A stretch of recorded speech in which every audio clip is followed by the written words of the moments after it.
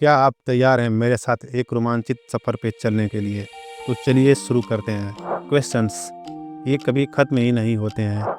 एक का उत्तर मिलता है तो दूसरा खड़ा हो जाता है। इसी तरह कई सवाल हम सभी के मन में उठते रहते हैं। ऐसे ही कई सवाल मेरे दिमाग में भी कुछ समय से आ रहे हैं, जिनका जवाब जानने की कोशिश कर रहा हूँ। हमेशा की तरह आज भी एक सवाल मेरे मन में उठा है, जिसका जवाब मेरे साथ साथ और कईयों को जानना होगा। तो बने रहिए मेरे साथ अंत तक, जानते हैं सवाल या सवालों के जवाब। ये जो हमारा विशाल ब्रह्मांड है, उसमें कई गैलेक्सी हैं। तो ये गैलेक्सी बनती कैसे हैं? इन गैलेक्सी का निर्माण कैसे होता है? इसका उत्तर जानने से पहले ये जानते हैं कि गैलेक्सी होती क्या है। गैलेक्सी, जिसे आकाशगंगा भी कहा जाता है, ये आकाशगंगा तारों, ग्रहों, धूल, गैस और डार्क मैटर का एक विशाल समूह होता है। गैलेक्सी में मौजूद सभी चीज़ें गुरुत्वाकर्षण बल के कारण एक दूसरे से एक साथ जुड़े रहते हैं। गुरुत्वाकर्षण को समझने के लिए मेरी पिछली वीडियो को देखें, लिंक आपको डिस्क्रिप्शन में मिलेगा। जिस गैलेक्सी में हमारी पृथ्वी है, उसे मिल्की वे गैलेक्सी यानी दुग्ध मेखला आकाशगंगा कहा जाता है।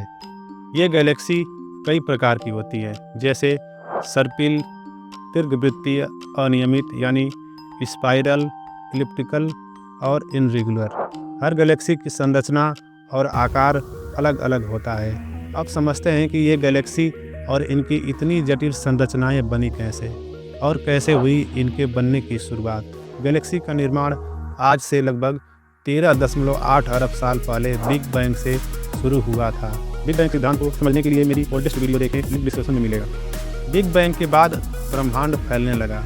शुरू में यह बहुत ज़्यादा गर्म और डेंस था, लेकिन जैसे जैसे इसका साइज बढ़ता गया, यह ठंडा भी होता गया। बिग बैंग के बाद हल्की गैसें जैसे हाइड्रोजन और हीलियम ही थीं। ये गैसें धीरे धीरे गुरुत्वाकर्षण की वजह से एक जगह एकत्रित होकर गैसों के विशाल बादल बनने लगे।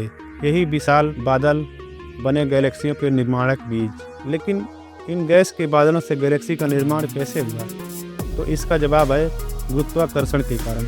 इन विशाल गैसीय बादलों में गैसें किसी किसी जगह पर इतनी डेंस हो गई कि उनमें छोटे छोटे गांठ जैसे स्ट्रक्चर बनने लगे, और इन गांठों ने अपने आसपास मौजूद गैसों को अपने तरफ खींचने लगी। खींचते खींचते इनका आकार बड़ा होने लगा, आगे चलकर जो कारण बना तारों के जन्म का। इस तरह तारों का निर्माण शुरू हो गया, और फिर इसके बाद गैस के बादलों ने गुरुत्वाकर्षण के कारण घूमना शुरू किया और गैलेक्सी का रूप लेने लगे। यही प्रक्रिया करोड़ों सालों तक चलती रही, तब जाकर बनी आकाशगंगाएं। दोस्तों, यह कहानी यहीं खत्म नहीं होती। आगे जानने के लिए जुड़े रहिए हमारे साथ। मिलते हैं नई वीडियो में नई रोमांचक इन्फॉर्मेशन के साथ।